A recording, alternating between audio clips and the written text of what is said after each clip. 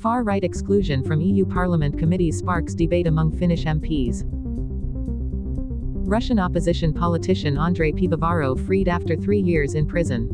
Vantaa to increase debt for major infrastructure projects despite financial deficit.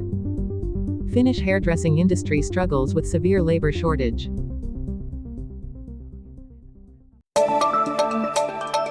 In the European Parliament, the far right has been excluded from key committee positions, sparking differing opinions among Finnish MPs. A survey shows that most Finnish MPs support the exclusion of the far right, though not all agree. Among the parties, MPs within the same party may hold opposing views.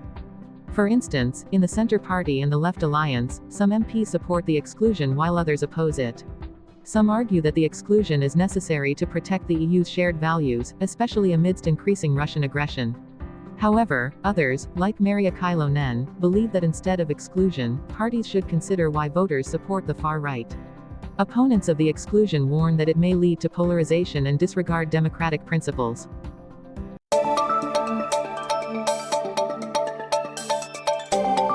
Andrei Pivovarov, a Russian opposition politician previously imprisoned in the Karelia region near the Finnish border, has been released after 3 years. Over the past weekend, he attended an event in Helsinki in support of Russian political prisoners. Pivovarov described the harsh life in prison, particularly in Karelia, where he was forbidden from speaking or communicating with anyone. He shared that while passing through the prison, everyone was prohibited from looking at or greeting him, or they would be scolded and turned away. After being released in August in a historic prisoner exchange, Pivovarov is now adjusting to life in freedom and currently lives in Berlin. He believes that President Putin's regime will not survive after the war in Ukraine and hopes to one day return to Russia to continue fighting for democracy.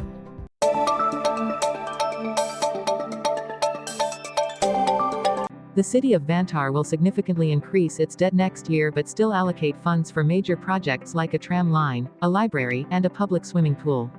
A new 19-kilometer tram line will be built, connecting Helsinki-Vantaa Airport to Melunmarkki in Helsinki. The project has a total cost of €414 million, with the state contributing €177 million. The Elmo swimming pool is another major project, expected to be completed by 2026, featuring a 50-meter pool with 10 lanes. Additionally, Vantaa will open its first library inside the Jumbo shopping center as part of a plan to enhance public services. Despite the large investments, Vantaa will face a financial deficit estimated at €48.7 million, with rising debt.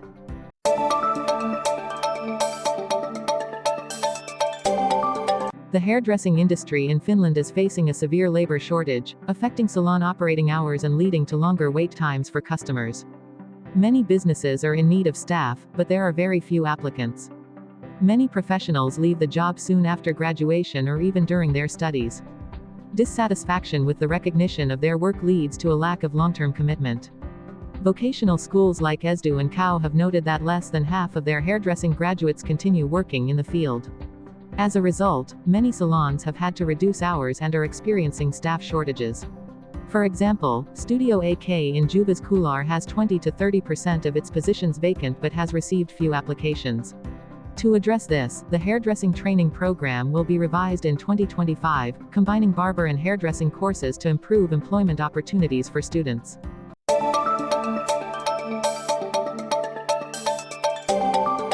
A study by the University of Jyväskylä and the Finnish Ministry of Education reveals that immigrant background students continue to perform worse than native students in reading comprehension and mathematics. Particularly, first-generation immigrant students have the weakest skills, with 61% struggling with reading comprehension and 58% with mathematics. These skills are insufficient for full participation in society, such as continuing education or entering the labor market. Meanwhile, second-generation students perform better but still lag behind native students. The study also points out that the differences in performance are related to the socioeconomic background of the family.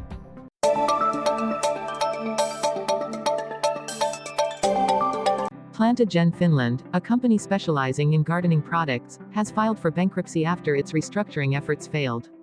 Earlier, on August 22, Plantagen submitted a restructuring proposal, but the cost-cutting plan through rent reductions could not be agreed upon with landlords. According to Jesper Lean, Plantagen's CEO, rent reductions were insufficient to keep the company afloat. Currently, Plantagen stores in Finland remain open, but online shopping has been suspended. Plantagen has 10 stores in Finland, and if they close, many customers will be disappointed as the company offers a wide variety of high-quality products. Plantagen Finland's revenue last year was €24.2 million, but it incurred a loss of nearly €3.8 million.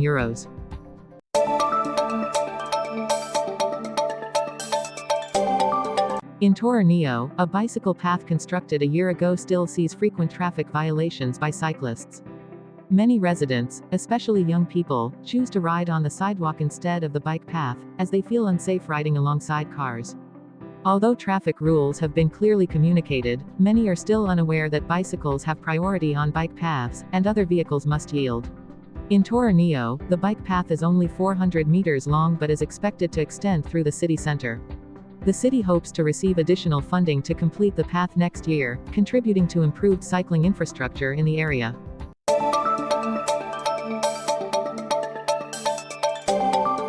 Jyväskylä has officially been recognized as the sports capital of Finland, after the city council approved a project to build a new sports and activity complex in the Hippos area.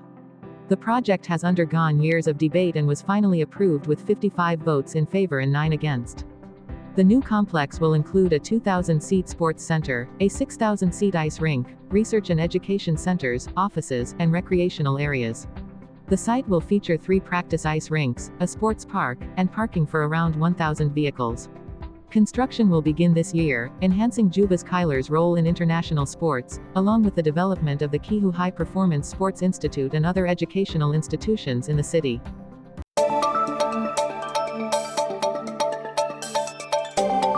To transfer a summer cottage to children without conflict and with minimal tax, a smart solution is to gift the property before death. This not only reduces inheritance tax for the children but also allows parents to retain ownership and usage rights. According to tax advisor Tuomo Lindholm, transferring a property to a single child usually causes fewer disputes than sharing it among many. Retaining ownership of the property helps reduce the gift's value when calculating taxes, thus lowering the tax burden for the recipient. However, givers should carefully consider the decision, as ensuring usage rights after the property is transferred can be challenging. Early transfers not only reduce taxes but also allow parents to decide who the next owner will be.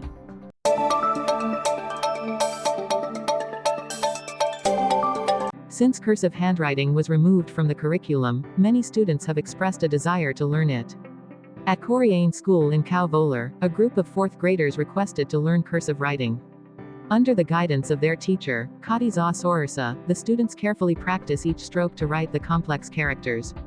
Interestingly, many students find cursive writing slower but more enjoyable and aesthetically pleasing. Students also note that connecting the letters is the most challenging part but also what creates the style's uniqueness and beauty. In other schools across Finland, such as in Turku and Oulu, cursive writing is also taught as an elective subject. Many students want to learn so they can read handwritten cards from their grandparents and use cursive in their signatures.